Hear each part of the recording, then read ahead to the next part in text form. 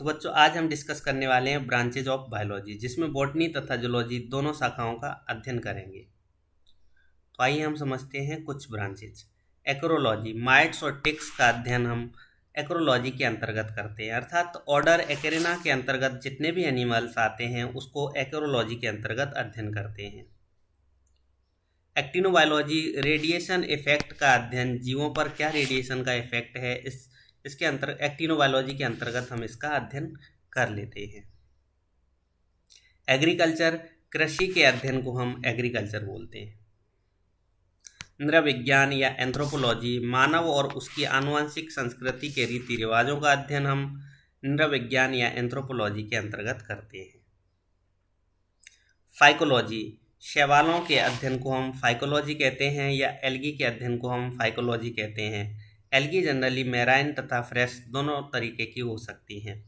Fresh water algae जो स्वच्छ जल में पाई जाने वाली होती हैं, मैराइन वाटर एल्गी खारे जल में पाई जाने वाली होती हैं। यहाँ पर हम शैवालों की एक डेफिनेशन बता देते हैं। वे निम्न श्रेणी के पौधे या क्रिप्टोगैम्स जिनमें लीव, स्टेम, रूट का अभाव होता है तथा ये फोटोसिंथेसिस करने वाले होते हैं, ऐसे निम्न श्रेणी के पौधों को हम एल्गी कहते हैं। इनकी प्लांट बॉडी को हम थैलस भी कहते हैं।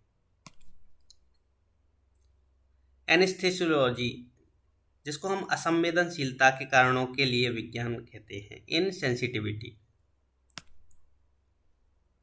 एंजियोलॉजी, आर्टरीज एवं वेन्स का अध्ययन तथा इसके साथ ब्लड सर्कुलेशन का अध्ययन हम एंजियोलॉजी के अंतर्गत करते हैं। एंथोलॉजी, फ्लावर्स का अध्ययन एंथोलॉजी शाखा के अंतर्गत करते हैं। एरेनियोलॉजी, स्पाइडर्स का अध्ययन हम एरेनियोलॉजी के अंतर्गत करते हैं। बैक्टीरियोलॉजी, बैक्टीरिया का अध्ययन हम बैक्टीरियोलॉजी शाखा के अंतर्गत करते हैं। आपको हम यहाँ पर बता दें, बैक्टीरिया वे सूक्ष्म जीव होते हैं जो प्रोकैरियोटिक प्रकार की कोशिकाओं से मिलकर बने होते हैं। इनकी खोज सबसे पहले एंटनी वॉन लीवेनहॉक ने की थी। कार्डियोलॉजी, हार्ट और उनसे ब्लड वेसल्स संबंधित ब्लड वेसल्स का अध्ययन हम कार्डियोलॉजी शाखा के अंतर्गत करते हैं।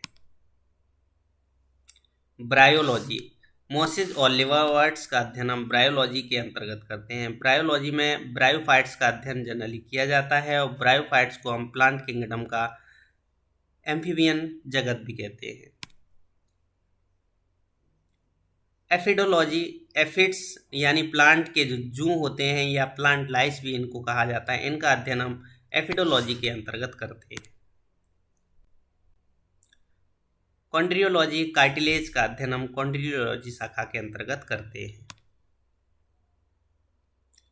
कॉन्कोलॉजी, मोलस्क की जो सेल्स रहते हैं उनका अध्ययन हम कॉन्कोलॉजी शाखा के अंतर्गत करते हैं। तो आप यहाँ पर देख सकते हैं। पैरासाइटोलॉजी, पैरासाइट्स का अध्ययन हम पैरासाइटोलॉजी के अंतर्गत करते हैं। पैरासाइट वे सूक्ष्म जीव हो सकते हैं जो दूसरे जीवित जीवों के ऊपर आश्रित रहते तथा उनसे भोजन लेते हैं। क्रेनियोलॉजी, क्रेनियम का अध्ययन हम क्रेनियोलॉजी शाखा के अंतर्गत करते हैं। न्यूरोलॉजी, तंत्रिका तंत्र का अध्ययन हम न्यूरोलॉजी शाखा के अंतर्गत करते हैं।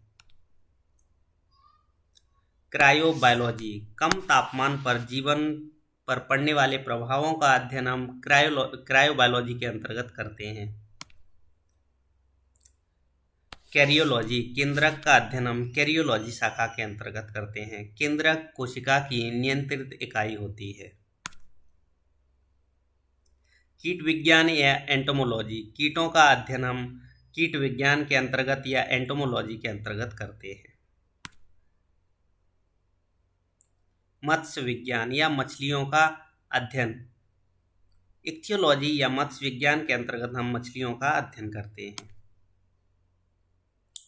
प्रोटोजोलॉजी, प्रोटोजोआ समुदाय के जो जंतु होते हैं उनका अध्ययन हम प्रोटोजोलॉजी के अंतर्गत करते हैं। मानव जाति विज्ञान या एंथोलॉजी, मानव की जातियों का अध्ययन हम एंथोलॉजी शाखा के अंतर्गत करते हैं।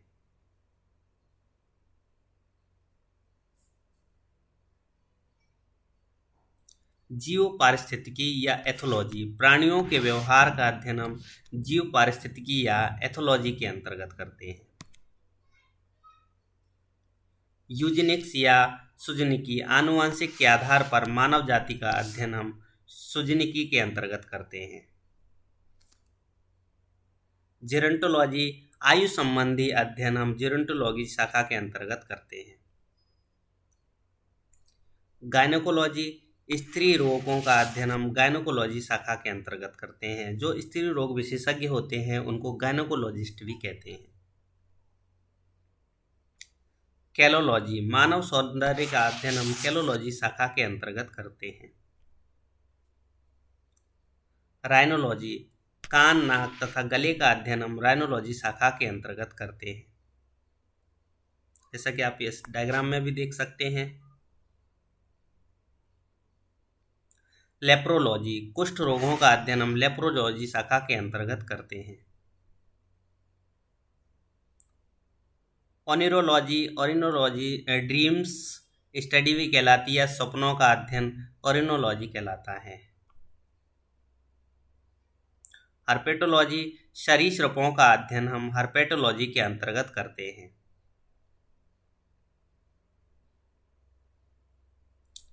सर्प विज्ञान या सर्पेंटोलॉजी, सर्पों का अध्ययन हम सर्प विज्ञान के अंतर्गत करते हैं। अंतरिक्ष जीव विज्ञान, अंतरिक्ष जीव संबंधी संभावनाओं का अध्ययन जब हम करते हैं अंतरिक्ष में तो हम उसे स्पेस बायोलॉजी या अंतरिक्ष जीव विज्ञान कहते हैं। समुद्री जीव विज्ञान या मैराइन बायोलॉजी, समुद्री जीवों का अध्ययन करना समुद्री जीव विज्ञान या मैराइन बायोलॉजी कहलाता है। वायरोलॉजी, वायरस का अध्ययन वायरोलॉजी शाखा के अंतर्गत करते हैं। वायरस वे निम्न श्रेणी के या हम कह सकते हैं वायरल अल्ट्रा माइक्रोस्कोपिक, जिन्हें हम केवल इलेक्ट्रॉन माइक्रोस्कोप की सहायता से देख सकते हैं, न्यूक्लिक एसिड और प्रोटीन से बनी संरचनाएं होती हैं। एनाटॉमी, चाहे वो प्लांट्स हों या एनिमल्स, इनकी इंटरनल स्ट्रक्चर के पार्ट्स का अध्ययन तथा सेपरेशन और डिसेक्शन के साथ अध्ययन करना एनाटॉमी कहलाता है। बायोकेमिस्ट्री क्या है? जीवों के शरीर में होने वाली केमिकल एक्शन तथा उनसे संबंधित केमिकल कंपाउंड्स का अध्ययन हम बायोकेमिस्ट्री के अंतर्गत करते हैं।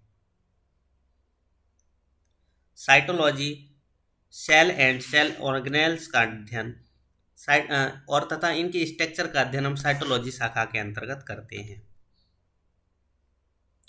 एम्ब्रायोलॉजी, जीवों के जन्म लेने तक की जो डेवलपमेंट की स्टेज होती हैं उसका अध्ययन हम एम्ब्रायोलॉजी के अंतर्गत करते हैं।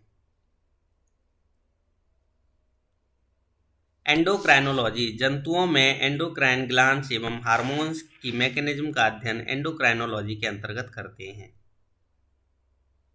इकोलॉजी, जीव जंतुओं का बायोटिक एवं एबायोटिक पर्यावरण के बीच जो संबंध होता है उसको हम इकोलॉजी कहते हैं।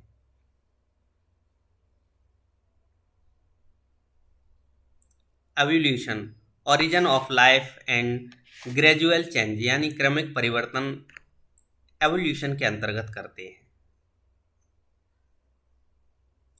हिस्टोलॉजी, माइक्रोस्कोप द्वारा टिश्यू का अध्ययन हिस्टोलॉजी कहलाता है। इम्यूनोलॉजी, संक्रमण के प्रति जीवों के इम्यूनिटी का अध्ययन हम इम्यूनोलॉजी के अंतर्गत करते हैं।